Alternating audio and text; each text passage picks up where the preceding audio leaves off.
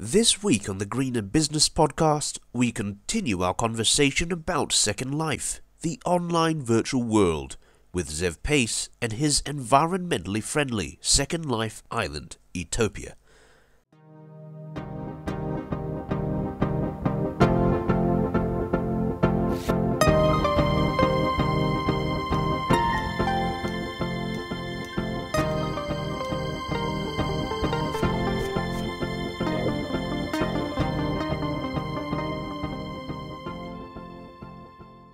Do you see an environmental trend going on in Second Life?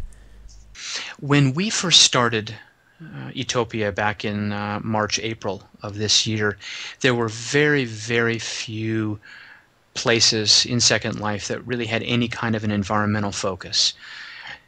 Since that time, what we're finding is that there are a few more places that are slowly coming online, but more importantly is that we're finding quite a few people involved in Second Life who really resonate with what we're talking about. And that may be something like anything from renewable energy to healthy eating and food to sports, quite a few different elements that all kind of weave themselves together when you're talking about a concept of sustainable development that would include many, many different aspects in one place. What are some elements that help you create a Second Life community? I think the reason that we have been successful at creating community in Second Life, first off, is that's what I do in the real world, and that's how I spend a lot of my time working with groups around the country to create a sense of community within groups of future neighbors within the co-housing world. What we've done here on Second Life, a couple of things. One is we've created an environment that is very pedestrian oriented. There are no streets, there are no roads, but there's a lot of places for people to gather, small places, large places. The second is we have a wide variety of events that allow people to come together for very different reasons. The informal gatherings of residences, the fun events, the sporting events, the educational.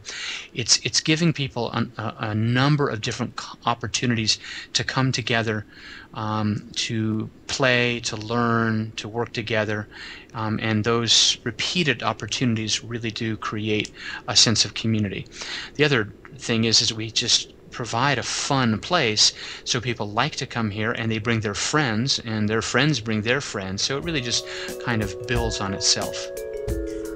What are some important structures on Etopia? Because we have a wide variety of land forms, we're able to take advantage of that. So we have a forest, we have the beach, we have a large community garden.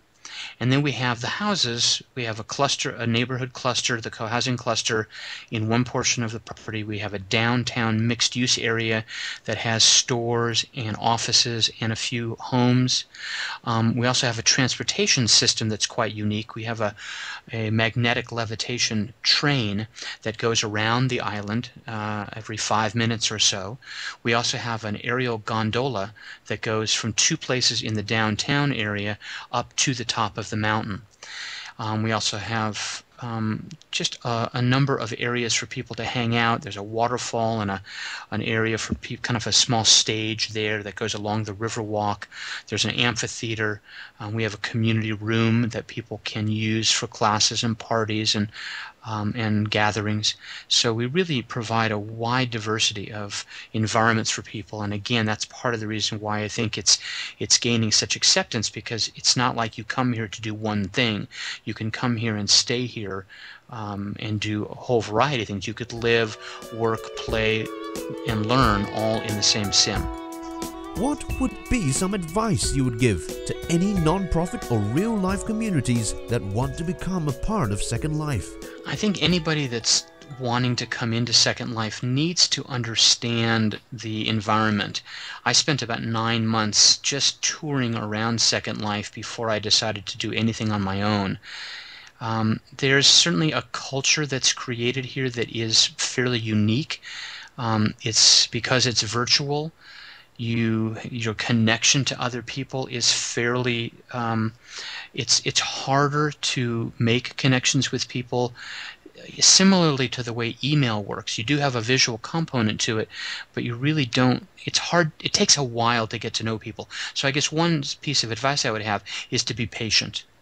And also to be very understanding of people. People come to Second Life for many, many different reasons. Some simply come to play. Some come to role play. Who you see there is extremely different than who they are in real life. And sometimes it takes time to weed through that. If you are a company that's thinking of coming here, or an organization, you really need to find a location that is kind of welcoming to what it is you're trying to do. And pretty much there's such a variety on Second Life that pretty much any organization could find something. There's even an island that's just nonprofit commons that really focuses just on the needs of nonprofits. Again, I don't know if that is the best way to go, because the only people who would go to that spot would be, organizations. So you're not getting the same.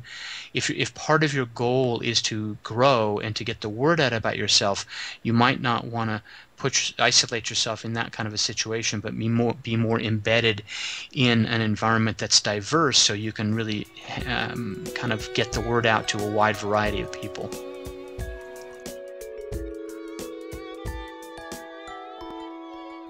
To learn more about Second Life and Etopia, go to the show notes of this podcast at greenerbusinessshow.org or download Second Life.